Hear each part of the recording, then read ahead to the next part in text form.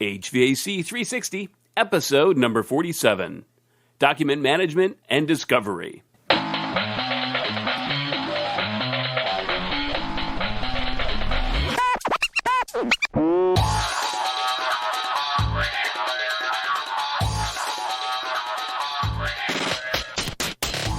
Hey, welcome back, everybody, to another episode of HVAC 360. I'm your neighborhood host, Matt Nelson.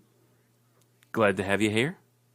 Today we're going to be talking a little bit about litigation, something that's a subject that makes everybody kind of uncomfortable and uneasy, but it's something that definitely, if you plan for it, I think that it works out a lot better and there's a lot less stress involved. I think it's one of those cases where if you ignore what's going to happen, then, and just assume that it's never going to happen to you, then you're just asking for it, essentially. So this week I'm going to be talking with Chris McDonald, who works for Shook, Hardy, and Bacon. They're actually a law firm in Kansas City, Missouri. So we're going to talk to Chris about this subject and learn a whole heck of a lot more than we do now. So hope you enjoy the episode. So here we go with Chris. Let's cut to the tape. All right, today we're going to be talking with Chris McDonald. How are you doing today, Chris? I'm doing well. So explain, who do you work for? What do you do? What's your background in some of this document management and discovery? Yeah, well, I am an attorney at the law firm of Shook, Hardy, and Bacon. Our headquarters are in Kansas City, Missouri. We're a firm of about 500 lawyers with offices in a number of cities throughout the country, and actually offices in London and Geneva as well.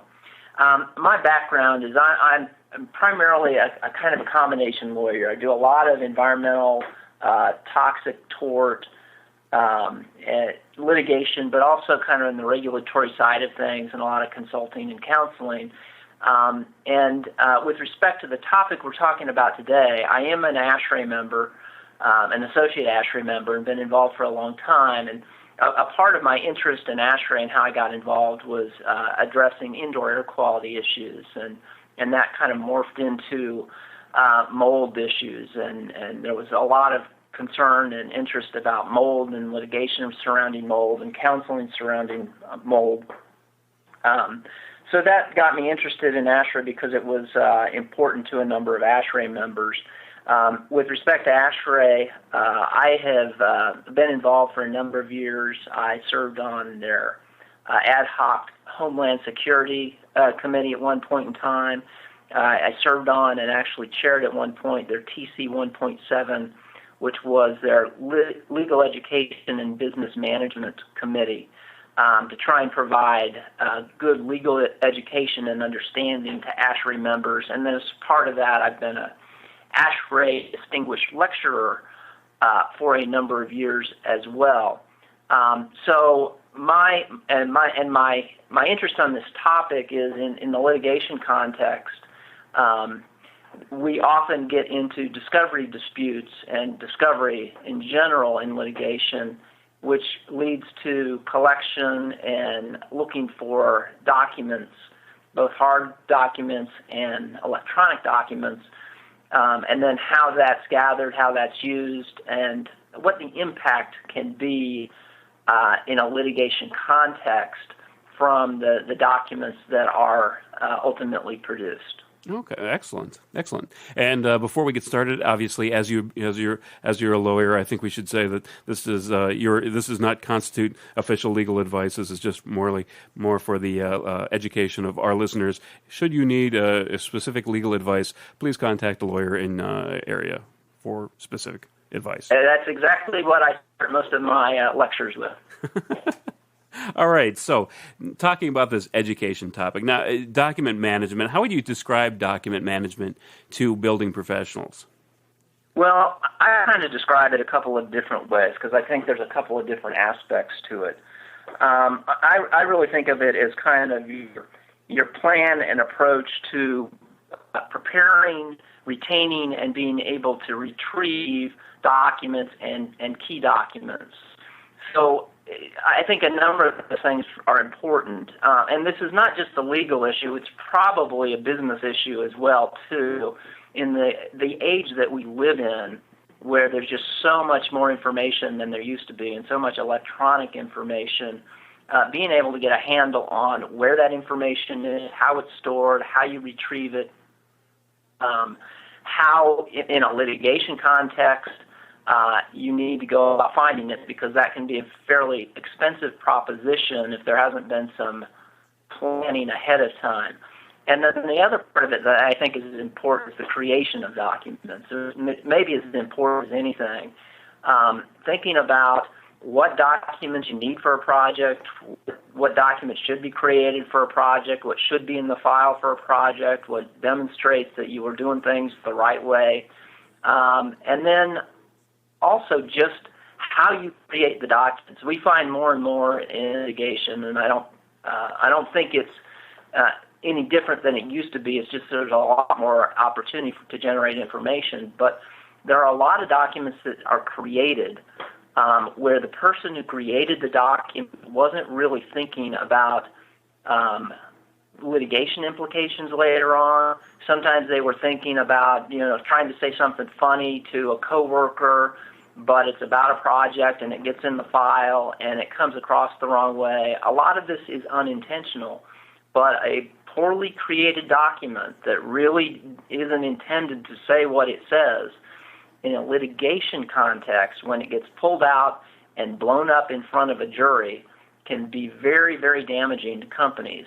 And so that's why I think the creation of documents is also an important part of overall document management. So we're not just talking about drawings and specifications. We're also including all sort of communications, whether they be meeting notes or whether they just be a quick email to somebody, right? I think that's right. I think a lot of times, especially in this day and age, emails are the way people talk anymore. It used to be that you would pick up the phone or walk down to somebody's office and you would have a conversation, and none of that got recorded. In this day and age, a lot of those phone calls have been replaced with emails. And if they're emails about a project and they end up in a project file, or even if they don't end up in the project file but they're around if litigation comes up and they're gathered, all of that can be important from a litigation perspective. Now, I mean, when you talk about document management, I mean, does it matter who who the company is, whether it be a firm that's has a full of engineers, architect engineers, or contractors? Does that really play into anything, or subconsultants? What sort of differences are there? I think the principles are probably all the same. Documents are the most important for that type of work. What documents should be in a file when you're doing a project, and if somebody has questions afterwards, what kind of was the standard for the industry as far as making sure that you've got the documents that should be there for a project. So I think from that context, depending on what your job is and what your role is, that is different. But I think the principles as far as document creation and trying to make sure that you've got the right documents and you've kept the right documents, I think those principles are probably the same regardless of whether you're an engineer or a contractor or a consultant.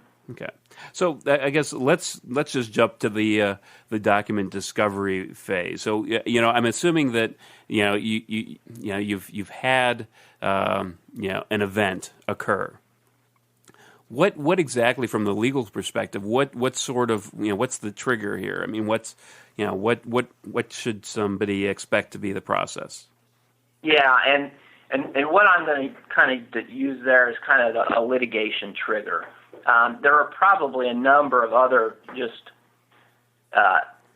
document management and how you go about your business triggers, but for the purposes of this, I think litigation is probably the right perspective.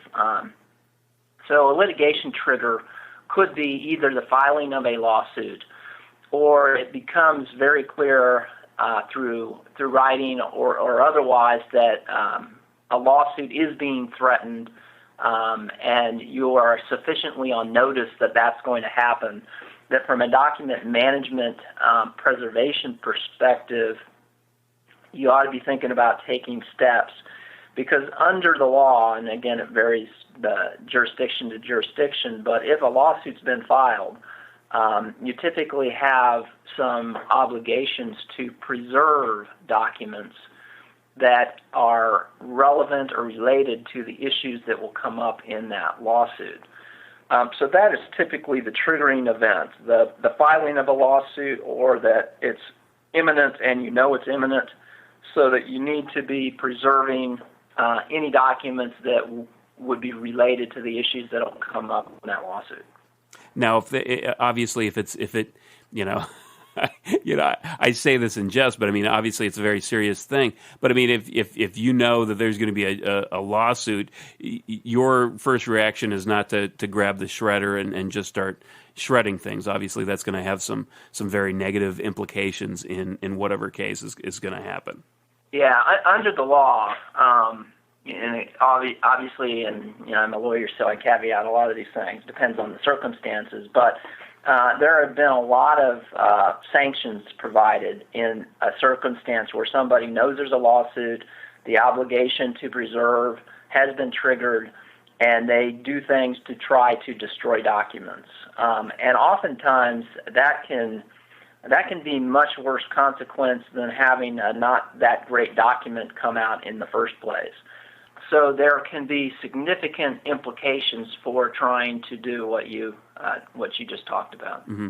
Now, I guess if when the litigation trigger occurs, this is something that most companies handle internally. Do they ever get third parties involved to kind of comb through them, or maybe do they get I guess third party might be their legal team to help them make sure that they get all the proper documentation?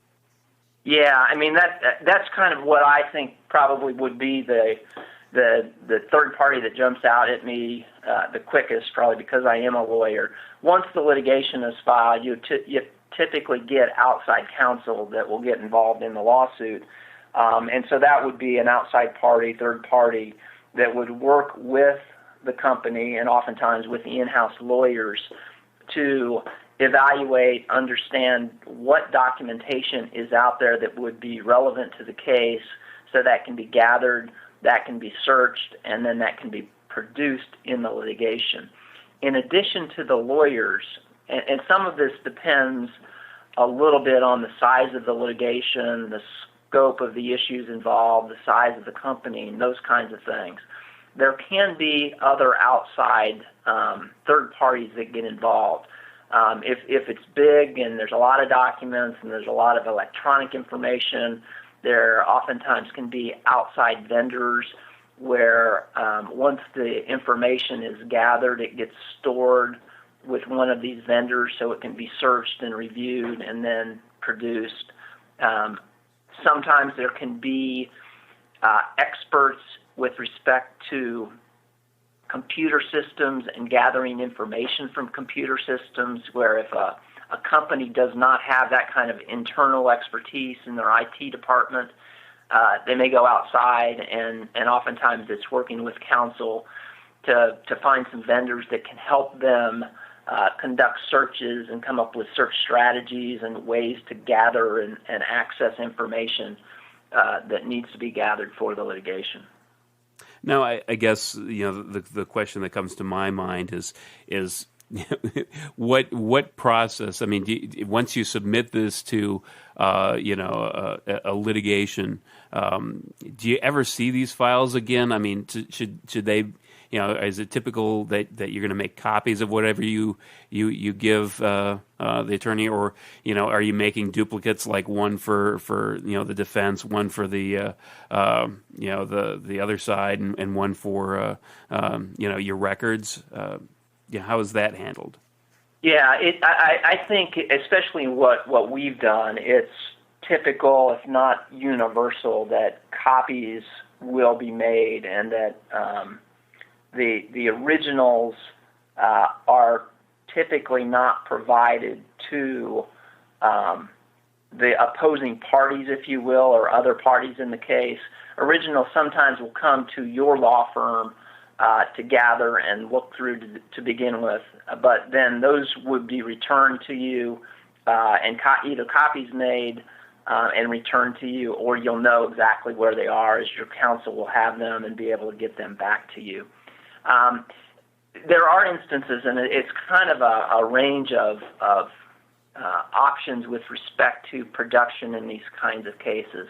Sometimes copies of paper are made and produced. Sometimes electronic information is gathered. It's put into either disk format, or an outside vendor gathers the information and it's looked at and reviewed, and then also produced electronically. Sometimes in some of these cases, it's a make available sort of situation where, you've got your boxes of documents that relate to the case or the matter that's at issue in the case, and you get the boxes and you put them aside somewhere in a room, either in your building or you give them to counsel, and they're made available to the opposing party where they can come in and look through those documents and identify those documents they want to have copies made of, and then they get the copies. But original documents, in my experience, are rarely, if ever, given to the opposing party. So the company or client will always retain control of those documents.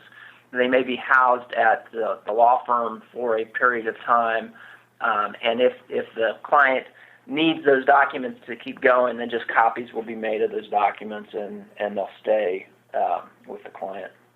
Okay. So, I mean, as far as relevance goes, I mean, that's something that really is going to depend on your legal counsel to be able to determine exactly what's relevant and what should be. That's what you're going to rely on their legal expertise for, correct? That's right. I mean, relevancy is typically determined by what are the issues in the case. And so kind of based on the complaint, what is important for the case. And then often through the legal discovery process, there's an opportunity for parties to submit questions, which can be in the form of interrogatories, to ask about certain topics or certain documents and where they are, and get copies of those documents.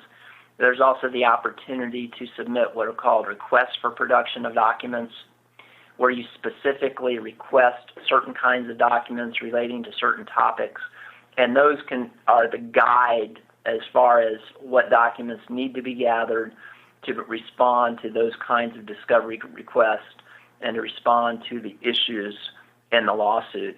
And then my experience is there's often a good back and forth between counsel and client to help determine what documents are relevant based on the case and based on the requests that have been made.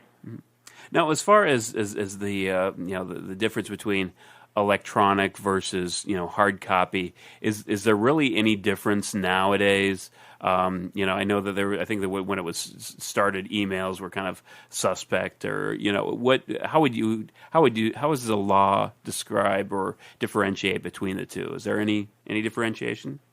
Yeah, I mean, I think in principle, and particularly from the angle that we're coming from, which is the litigation side of things, I think in general they are treated the same way as far as documents that should be retrieved and recovered that could be relevant to litigation.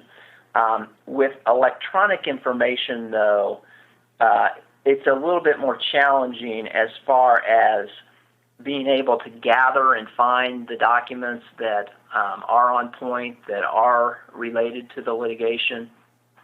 The paper document and the old file systems that we used to have and always had, you kind of had a better idea of where to go to find those documents that related to that particular file. With the advent of electronic information, it's a little bit harder because there's so much generated and a lot of emails that don't just go into a file. So it can be more difficult and more challenging to find those. there are a number of lawyers that really focus and spend a lot of their time and their practice on these kind of document issues, and particularly the electronic document issues, and how you go about gathering them, and the best practices for gathering them, and what's reasonable with respect to gathering them, because electronic discovery can be quite expensive if it's not refined in a manner that makes it an effective ability to search and gather information, and not shut systems down because of the complexity of the searches or where folks have to go to search all that information. So it really is an emerging area of the law, and how to come up with the best practices and reasonable practices to gather the information that is most useful without shutting companies down from either the time burden and how hard it is to gather it, and the impact on systems, or the cost of trying to gather that information. Yeah, so I mean, and the cost really is, say for instance, you're the one being, being sued, so to speak. You're the one actually bearing those costs of electronic discovery, right? I mean, it's up to you to provide all the documentation. That is typically what happens, but there's a lot of evolution, if you will, or different circumstances depending on what's going on, where you might be able to determine whose burden that really should be, depending on how reasonable the search is, what's required, what might be found based on that search. That, say, an adversary is saying, do a really large, broad search. Lawyer and client is saying, we don't need to do that. This narrow search will get us all the information and is a lot more cost effective. There can be some ability to, if the expensive search is what is forced to be done, try and shift the cost burden to the other party in those kinds of circumstances. So generally the answer is yes, it's the client's burden, but there's a lot of circumstances or variability depending on those circumstances where that might be able to be changed. Okay. So, I mean, when you talk about the document discovery, what sort of rights do companies have? I mean, is there any sort of protection or just general rules of thumb that people could kind of think about? Just overall in the context of litigation, both of the parties will have rights as far as what is reasonable, what is relevant, what should be produced, what is overbroad, what is overburdensome, and kind of the case law and principles that have been developed through that to try and make it a reasonable approach for both parties and the rights of both parties when you get into litigation. So that's kind of the general approach. And then there's also a number of, if you will, exceptions or other ways that you can limit what has to be produced. One example of that would be attorney-client privilege communications are typically not subject to discovery. So communications that you have with your lawyer either as part of the project originally or once the litigation is filed or otherwise lawyer-client counseling that might be documents that could potentially be relevant to the litigation. Those sorts of communications are typically protected so that they wouldn't be produced to the other party. Now, one of the things that has to be kept in mind in that regard is that's why searching through documents before they're produced to the other party can be important, because oftentimes the general rule is if you produce attorney-client related communications, you may waive that privilege. So that's one of the other things that you have to keep in mind when you get involved in litigation, to make sure that you're not unintentionally producing documents that otherwise might be protected. Otherwise, you may waive that protection. Now, I got to ask this question because we're talking about electronic documents, and I see this multiple times a day, where an email will come in, and in the signature file that kind of appends the email, they'll say this is confidential information. You should destroy it, and scrub your computer down whenever if you're not the intended recipient. Well, how does the law kind of see those type of situations? That's a pretty good question, and I think it's probably still an evolving area. I think those protections and those kinds of things that you put on them are useful, but a lot of times not determinative. If you send a document that you shouldn't send outside into somebody else, and they use it improperly, that sometimes there's not a darn thing that you can do about it. And that is one of the things about document creation, if you will, that you really need to be careful about, especially in this day and age where documents, a lot of times the emails, you automatically populate who you're sending it to field based on a couple of letters, and if you're not careful and send it to the wrong person, it can be potentially damaging. I'm aware of situations like that where things went to the wrong people. Sometimes they've gone to, legal documents have gone to the press and they've been disclosed, and it was purely an accident, but it can have fairly significant implications. Eek. So, yeah. So I guess, when you talk about, the length of events here, I mean, obviously it could go on for years, but typically, I mean, when people are involved in these things, is there any sort of average, lifespan of litigation events that you see? There probably is, but I haven't done anything systematic to see that. Mm-hmm. The kinds of cases that I've been involved in, though, they are typically multi-year affairs. A lot of the litigation I've been involved in can be 2, 3, 4, 5 years.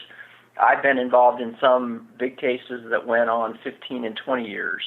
So it depends a lot on kind of the scope of the litigation, the size of the issue, the size of the litigation. If it's one or two parties and it's fairly limited with respect to the issue or the scope of the money that's at issue, that can be a 1 to 2 year process. But a lot of the bigger litigation can be a multi-year process. Now, you're not always in discovery throughout that process, in that you get ready and you go to trial. But even then, there's always obligation to supplement, and if you find additional documents or additional materials, then you're obligated to supplement that throughout the litigation. So it can be a very time-consuming and lengthy process. Mm-hmm, I bet. So what are some of the best practices you really recommend to your clients when dealing with, document management? Yeah, and I think there's a number of different aspects to this. And my typical focus is kind of on the litigation side of things. So sometimes it's coming in after the fact, rather than being, proactive and providing counseling and guidance to folks from a document management perspective on the front end. Mm-hmm. Some of what I see, though, and there are probably folks that do spend more time in really helping, I know there are, in helping on the front end side, companies come up with effective document management practices that will come up with documents that you need to keep and documents on how long you need to keep them. Mm-hmm. I think the typical rule is you need to be reasonable in what you do, and oftentimes it'll depend on the particular circumstances of the business and what's created and what's generated and how long they want to have their documents there from a protective point of view if something goes wrong with a project later on. I think the rule of thumb is that that companies should think about this and engage someone to help them create a document management system that makes sense for their business, make sure that they're keeping documents they should keep, go through some of their own files and say, okay, if we got in litigation, what's here that you think, oh my gosh, how did that get here and why is it here? What isn't there that ought to be there? And I think companies can do a good job working with counsel to come up with some good practices in that regard. Okay. Depending on the company, there's a lot of regulations that may apply to certain types of documents and legal requirements that you keep certain kinds of documents for a certain period of time. And it would be good to obviously account for those in any kind of a document management program or practice. So there's some guidance. On the other side, and it's something that I have tried to focus on because I think this is something that everybody can understand, whether it's someone creating a company-wide document, retention and management plan, or just everybody who's going about their day-to-day work in trying to make sure that they're doing their job and doing their job well. And it's what you do and what you create when you are making documents, and being careful about what you do when you are creating documents. And I got a couple of, again, rules of thumb that I like to talk about when I give presentations on this. One would be what I call the New York Times test. And what that means is if you've drafted an email and you're about ready to hit that send button, look at that email and say, okay, how would I feel if this email ends up on the front page of the New York Times and my boss gets to look at it and my parents get to look at it and my kids get to look at it, how would you feel about that? And if you're not very comfortable with that, then you might rethink before you hit that send button. Is there a different way to write that? Do you need to write that? Would it be better if you pick up the phone or walk down the hallway and talk it through with somebody? I think that's one principle that I think is really important in how you create documents. And then there's another rule that I've come up with, or actually I didn't come up with it, I've just seen it, and it really makes sense to me, and it's kind of the staple rule. And what that stands for is S, means stick to the facts and don't speculate. And in what I've seen in cases, a lot of documents that get companies into trouble are documents created by somebody who really was addressing issues outside of their scope. It wasn't really important to them. They really didn't have the either the basis or the duty to address it. They're just commenting on something that they either don't know about or aren't qualified to talk about, but once they say it in the eyes of a jury, if produced later, it becomes the company's position. The T in staple is take it seriously. Avoid angry, thoughtless statements.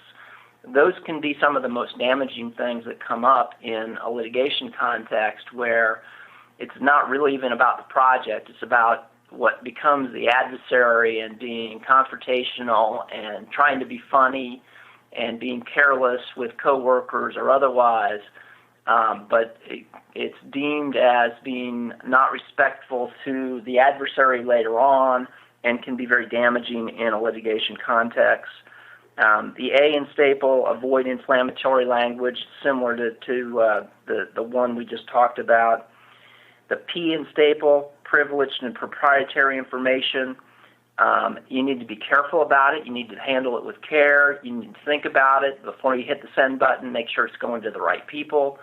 The L in staple, loops, close them. And I guess what we mean by that in thinking about that are, if you're in an email chain and maybe you're the supervisor in that email chain and some of the careless, not well thought out, speculative emails start bouncing around and they're not right and they shouldn't continue, and somebody is speaking about something they're really not qualified to speak about, close that loop and shut it down. Talk about from a knowledge base. Hey, that's not right. That's not accurate. This is what's going on, and let's have a phone call as a team to talk about this any further before we keep, circulating this email that doesn't make sense. And from a litigation context, if you can do that, and it's contemporaneous to the time that exchange was going on, and you get caught in litigation and it comes up, it's really good in the jury's eyes to see that the company and somebody in position to do something caught that and caught it early and acknowledged that it wasn't right and it wasn't accurate, and that can be really helpful to just kind of to nip that in the bud when you see it and avoid that kind of an exchange escalating and never being really accounted for accurately the way it should be. And then finally, the last one is the EEF staple, email. Think before you send, and I think that's really, really important in this day and age, as we talked earlier, where a lot of communication is done by text and email, and it will become more so, I think, as the younger generations become more integrated into the workplace. Those generations it's second nature to them. That's the way they communicate. It's really the way a lot of us communicate anymore, but it adds a lot of information to the process, and it's documented and it's recorded instead of phone calls, and it's where careless, inaccurate statements can get captured, caught, and end up in litigation and become very damaging. So that's a long answer to a short question, but there you go. No, I mean that's excellent. And I can't. The number of you see the newer generations, the younger people, kind of growing up in our business, and it's really I guess people in general are lazy, and they kind of result to what they're most familiar with and what they kind of have relied on day to day. And when you rely on email and texts and things like that, I mean, obviously we didn't even touch necessarily on text per se, but I'm sure that in some litigation, circles that even that is kind of being or even you go to tweets or anything like that could be brought into a litigation situation. But the fact of the matter is that if you want to be a differentiator in what you do and in kind of improve your product, realize that communication and the way that you communicate, taking that step to make a phone call and make that connection rather than just kind of shooting out an email and just kind of being careless about it is really really really critical. And if you want a career that's really provides some longevity, you got to make sure that you're doing the right things and not just the things that you're most comfortable with. Yeah, and one of the things, I mean, you said something about the way we communicate, and a lot of it is, and people being comfortable with it. And I think the next generation is more comfortable with texting and with emails. But I think it's important to keep in mind that, I mean, there's reasons why this kind of technology has caught on and taken hold. And in some respects, in a lot of respects, it can be a more efficient way to accomplish things and keep things moving and get things done. So it's not that you can stop, I think, the way business is done anymore.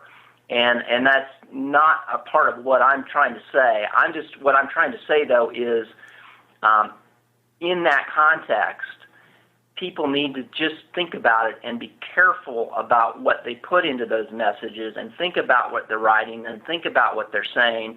And in certain circumstances, that might not be the best way to communicate a topic or a sensitive issue or something you're not really sure about. And so it's really just stepping back in some of those instances and using that tool a little more thoughtfully than stopping it, because it won't be stopped. It can't be stopped. I think everybody understands that's the way of doing business now, but it's just being a little bit more cautious because things that used to be done in conversation are now captured in emails, and you need to sometimes think about maybe that's not the way I want to communicate that thought, or I'll communicate the business part of this way, and the funny, the offhand, the something that's better left said rather than written, I'll make a phone call and have a laugh. Mm-hmm. Agreed. So I guess one kind of changing gears a little bit, but when you're talking about best practices, when you talk about what happens when you're kind of one of the firms that might be caught in the crossfire, like you're not directly related to the litigation, but you could be pulled in at any point. If you're a subcontractor to somebody who gets sued, what's your stance? I mean, what can you I guess what do those type of people, what do those type of firms need to keep in mind, when litigation occurs?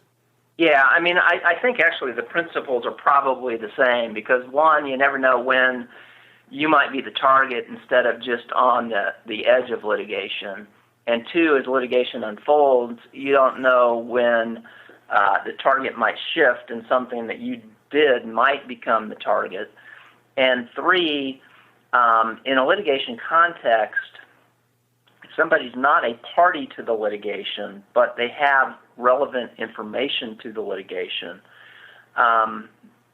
they often can be subpoenaed to provide the documents, similar to the underlying party, the party that's been sued, as far as needing to produce and provide the documents that are related to the particular issue that they were involved in.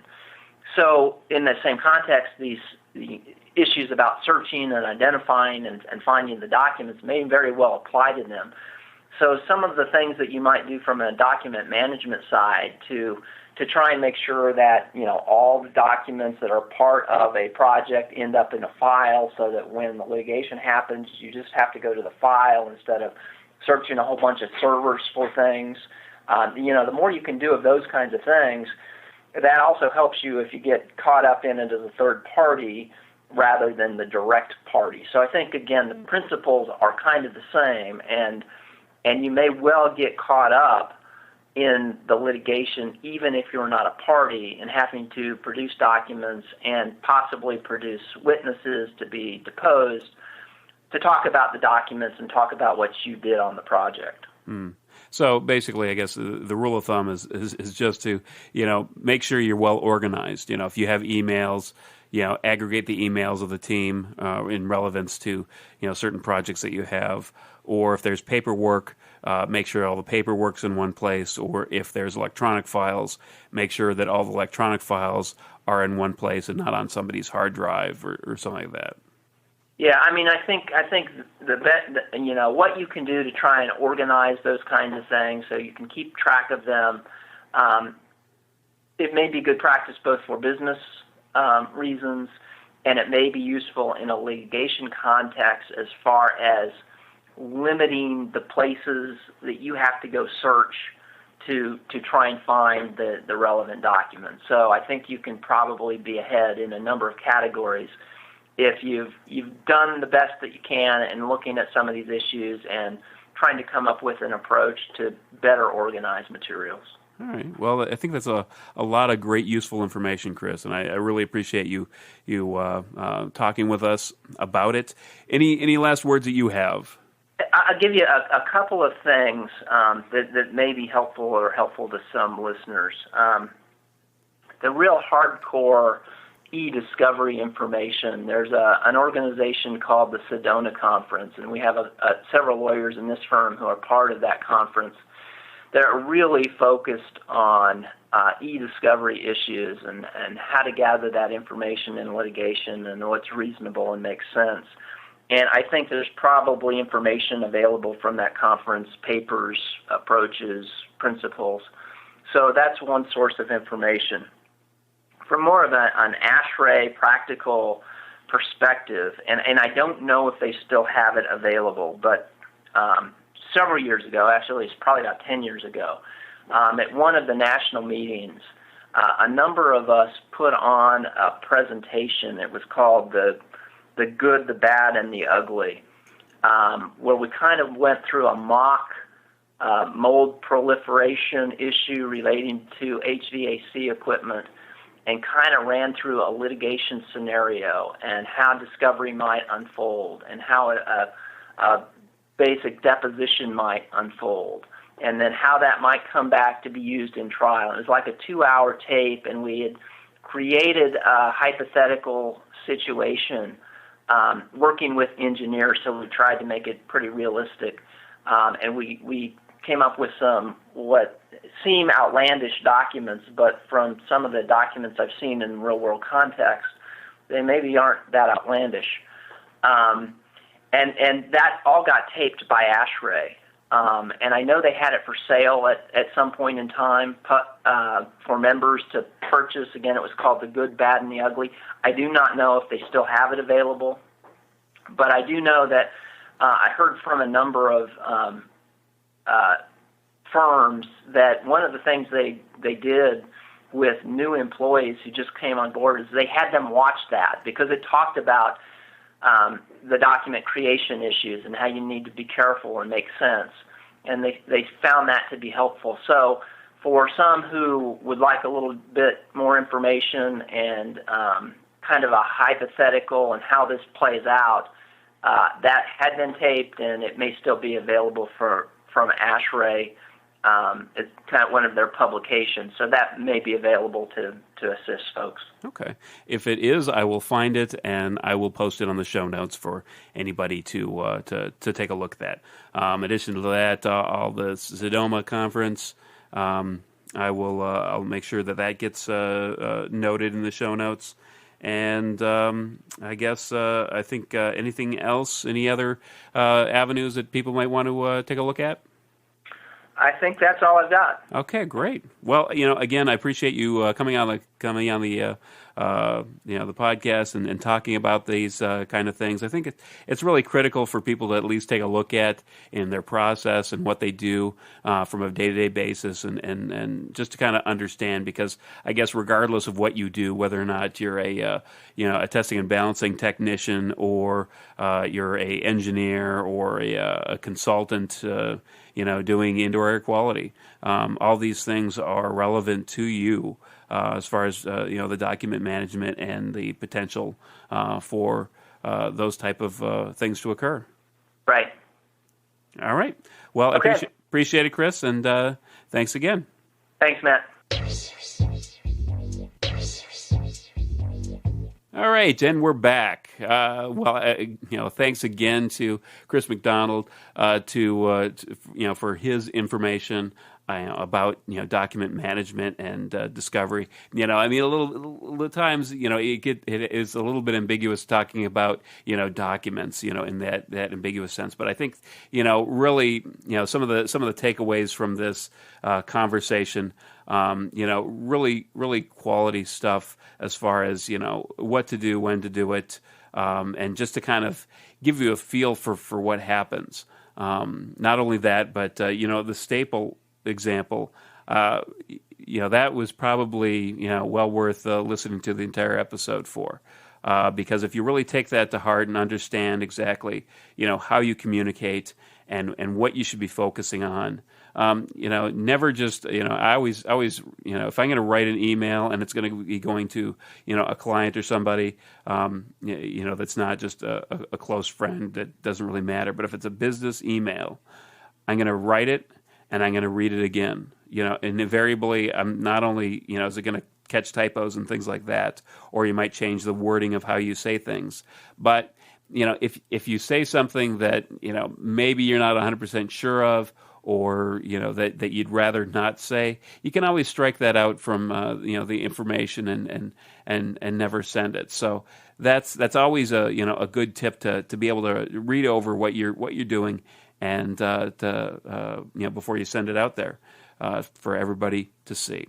So I want to thank you for listening, all the loyal listeners who have been listening to this podcast. I appreciate each and every one of you, and I think that you're making yourselves better each and every day. So you're already the cream of the crop, and now you're making yourself even better. So that makes me especially proud of you. Thanks for listening.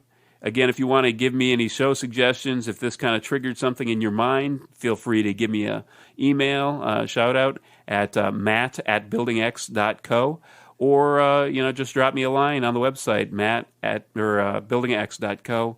If you want to sign up for the newsletter, that's something that I produce. Typically, it's going to be monthly. I've missed a few months on occasion, but just kind of catch you up if you don't want to go to the website every day or every other week, and you're not on iTunes. Feel free to just sign up for the newsletter at buildingx.co. If you are inclined in iTunes to write a review, I'd appreciate, and I'll even give you a shout out as a extra bonus. But those are always great to have, and especially encouraging. So, without further ado, I think we're done. We'll wrap it up, and we'll send you back to work. So remember, always know what you build, and share what you know.